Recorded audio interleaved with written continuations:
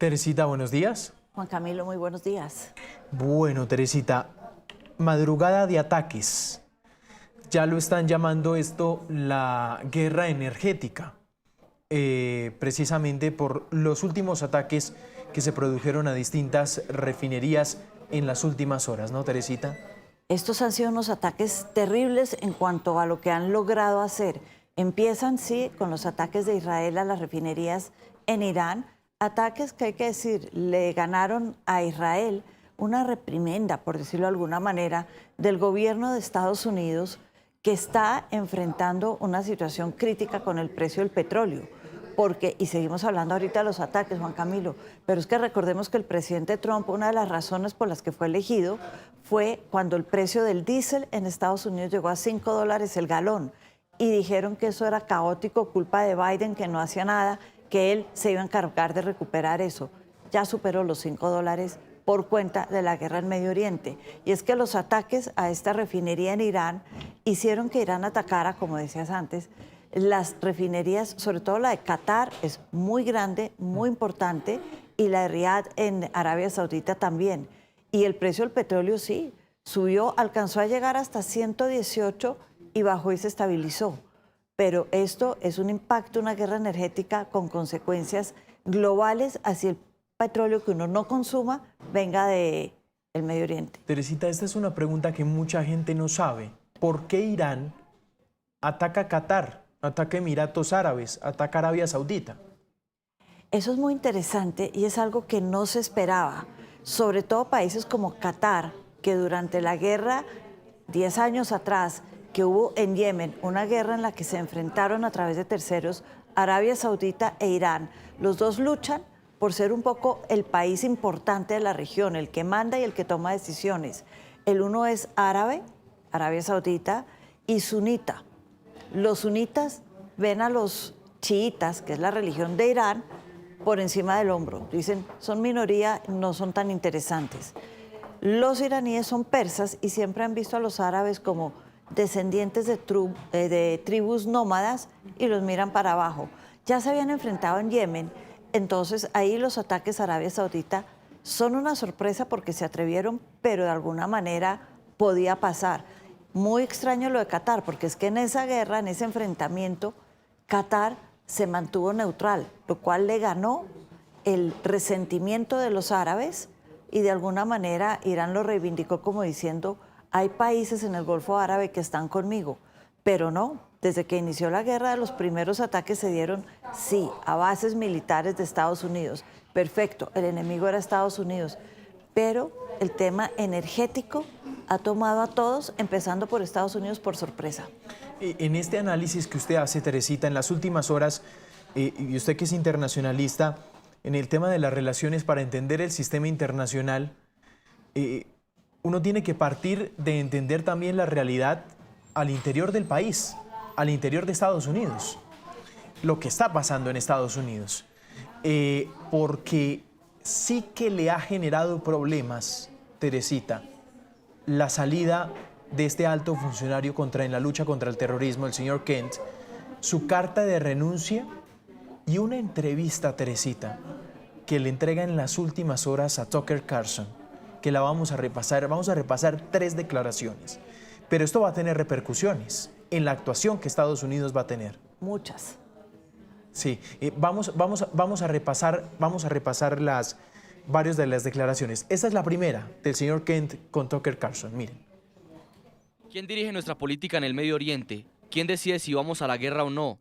En este caso, con lo descrito por el secretario y luego por el presidente posteriormente, el portavoz de la Cámara y cómo se desarrollan los eventos. Los israelíes tomaron la decisión de actuar, lo cual sabíamos que desencadenaría una serie de eventos significando que los iraníes responderían.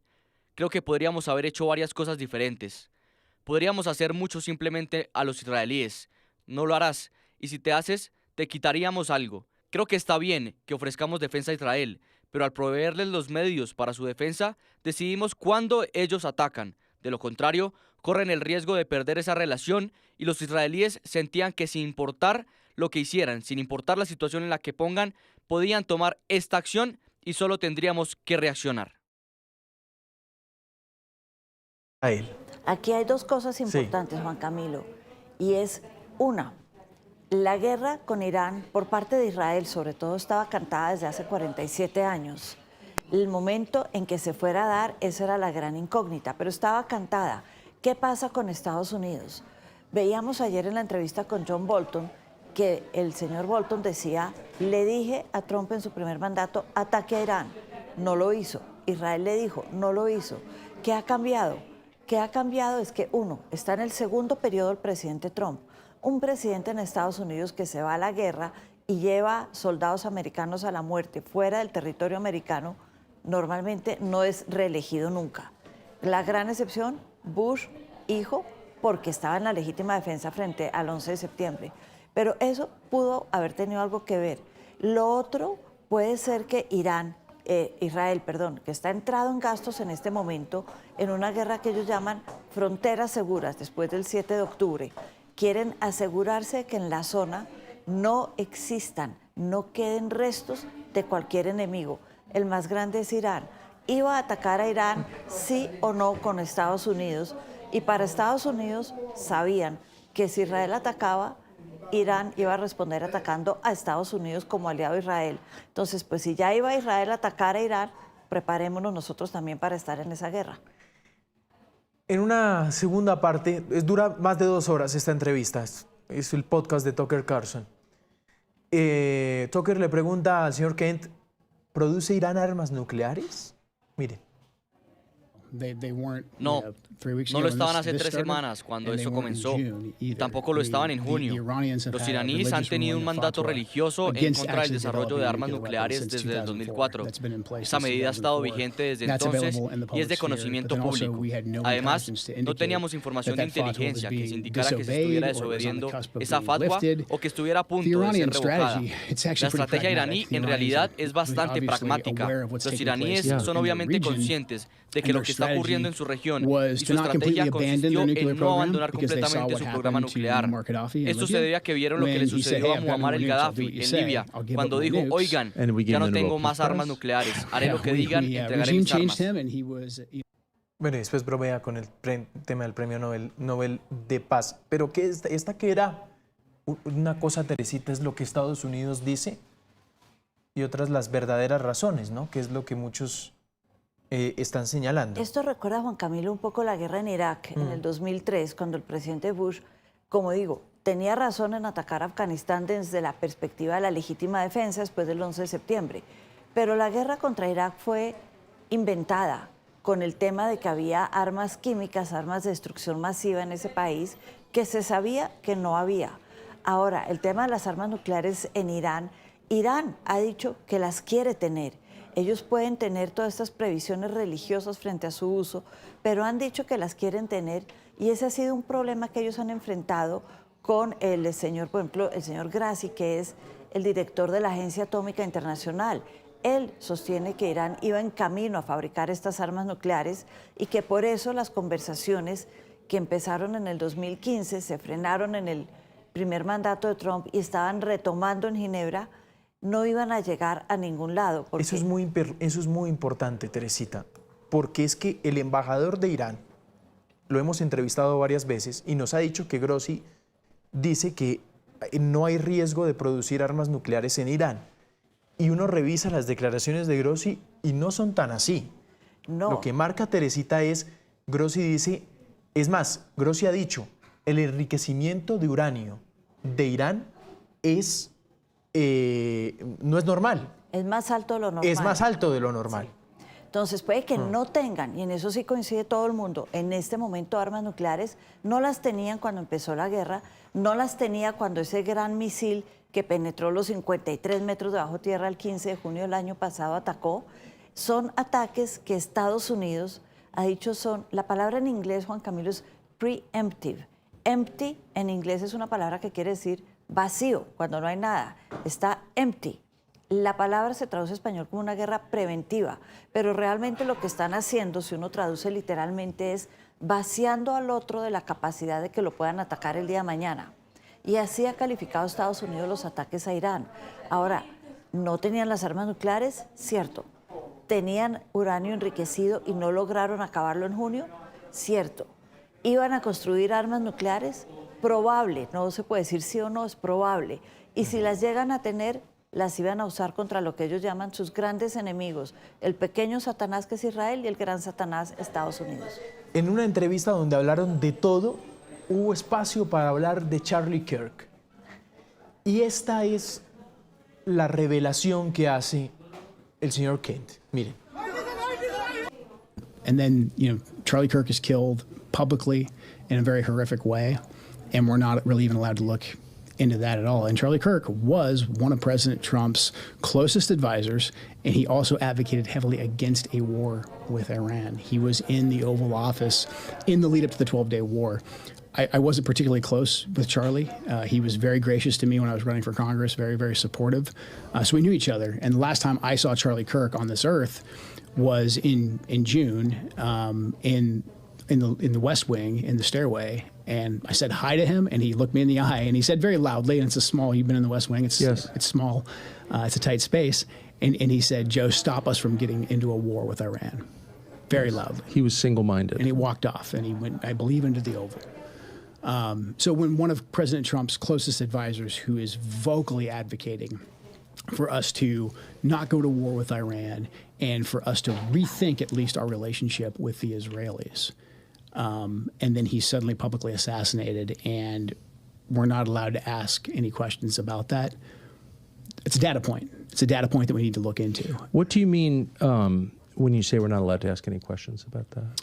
We've been told that this individual, Robinson, is a lone gunman. Ahí estaba la revelación que hace sobre... Es una entrevista muy jugosa, Teresita. Son 2 horas de revelaciones de Kent con Tucker Carlson, pero 2 horas de entrevista también, y que a propósito toco el tema de Charlie Kirk, porque esto es algo que los analistas han dicho, Teresita, y es esta guerra desatada con Irán está desatando muchas divisiones al interior del movimiento MAGA.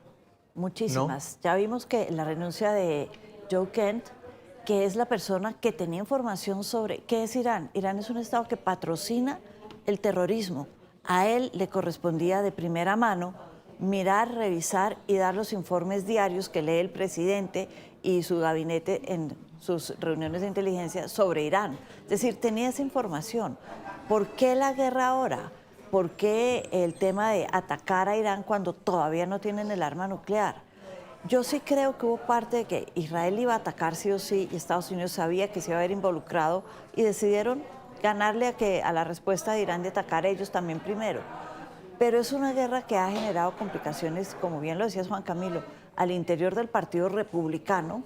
Hay muchos que no están de acuerdo, hay grandes divisiones porque les va a costar en las elecciones de noviembre, por el precio de la gasolina, como decíamos antes, del diésel, el precio del petróleo, porque el presidente Trump ganó las elecciones diciendo yo no voy a llevar a soldados americanos a que mueran en tierra extranjera, van 14 en 2 semanas. Es decir, todo esto se lo van a cobrar. La pregunta es, ¿qué había detrás de esto? Trump es un presidente transaccional, todo es un quid pro quo. Entonces, el quid es que estamos en guerra, está apoyando a Israel. Los países árabes se han visto involucrados, muy a su pesar. Lograron mantener su territorio a salvo en la guerra de Yemen y ahora están viendo esto. ¿Qué gana Estados Unidos? Que el precio del petróleo suba, ellos no son grandes vendedores. ¿Qué gana el presidente Trump? ¿Que se va a quedar con los campos petroleros, con el gas, con Irán? No, Irán es un país de 90 millones de personas, muy grande, que tiene la capacidad, como digo yo, de convertirse en pequeñas abejitas. Es como si golpearan un gran enjambre y todas estas abejitas salieron por el Medio Oriente y de ahí a que uno coja todas las abejas y las recoja, las mate, haga lo que sea con ellas, va a pasar mucho tiempo. Es muy complicado. Es muy complejo. 9:28 minutos de la mañana, Teresita. Tenemos que avanzar en temas internacionales porque hay otro. Me gustaría ponerle sobre la mesa. Ayer Delcy Rodríguez anunció la salida de Padrino López. Muchos esperábamos que esto iba a ser más difícil de lo que realmente fue. Delcy Rodríguez ayer, una tarde cualquiera, emite comunicado como si fuera un ministro más y le dice adiós a Padrino López, que es una de las figuras más importantes del chavismo. Es que aquí, Teresita, estábamos hablando de que los expertos decían, para sacar a Maduro, ataquen a Padrino, saquen a Padrino. Casi que estábamos hablando de las columnas vertebrales del chavismo en Venezuela, ¿no? Una columna que se desboronó de alguna manera antes de la salida de Padrino con los ataques del 3 de enero, cuando quedó muy mal, le fue muy mal a la guardia de Maduro. Quedó como que no fue capaz de defender al presidente cuando llegó a Estados Unidos a sacarlo. En ese sentido se empezó a desboronar el poder de Maduro. Empezó a generarse una nube de duda a su alrededor. ¿Por qué no funcionó la guardia de Maduro? ¿Por qué las Fuerzas Armadas se quedaron en perfecto y absoluto silencio ese día y no pasó nada? ¿Está comprometido Vladimir Padrino con la salida de Maduro? ¿Qué tan confiable es?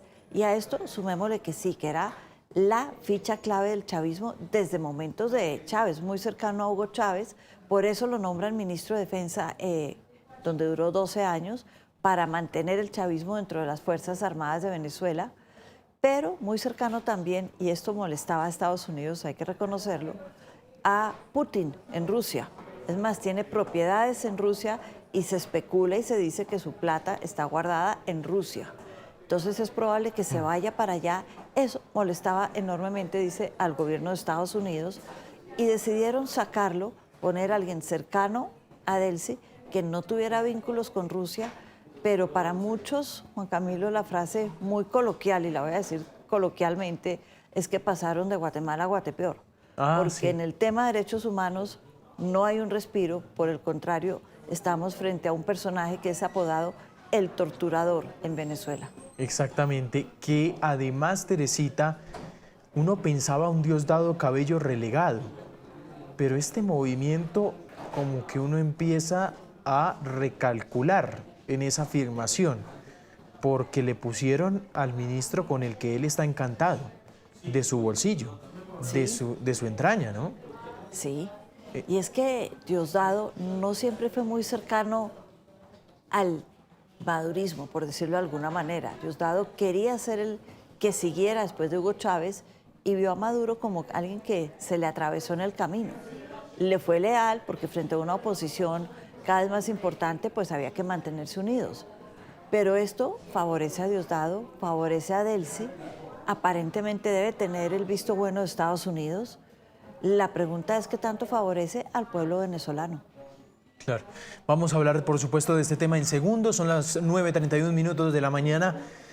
Teresita, mil gracias. Creo que tiene usted un día con bastante trabajo. Muchas Mil gracias, gracias, Juan Teresita. Camilo. Buen día.